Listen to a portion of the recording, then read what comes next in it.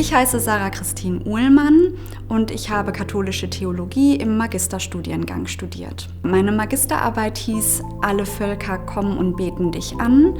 Interreligiöse Perspektiven, Chancen und Grenzen theologischer Ansätze im Psalter. Ich habe mir angesehen, ob denn im Psalter, also in den Psalmen, auch Heilsperspektiven für die anderen Völker vorhanden sind. Bezieht sich das Heil nur auf das Volk Israel oder sind beispielsweise auch Christen und Muslime in den Dialog mit Gott eingeschlossen? Heil ist natürlich ein sehr theologisches Wort. Es bezeichnet, ob Gott den Menschen gegenüber Gnade walten lässt und man eine Perspektive auf das Himmelreich hat oder auf die Auferstehung am Ende im Christentum beispielsweise. Also eigentlich die Beziehung zwischen Gott und Mensch und ob Gott den Menschen gegenüber positiv eingestellt ist oder weniger.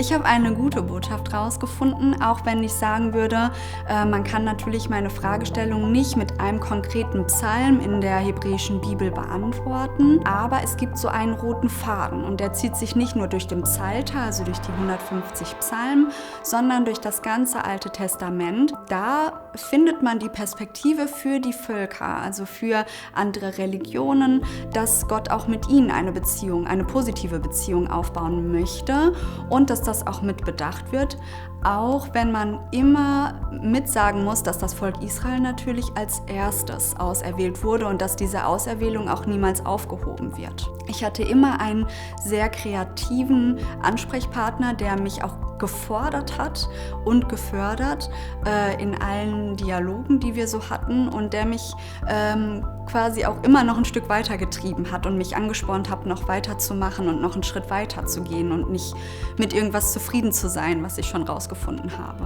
Ich bin an der Uni in Bochum geblieben und ich bin jetzt wissenschaftliche Mitarbeiterin im Alten Testament und ich promoviere jetzt auch im Alten Testament und darf jetzt selber Lehre betreiben und nicht mehr nur als Studentin im Hörsaal sitzen.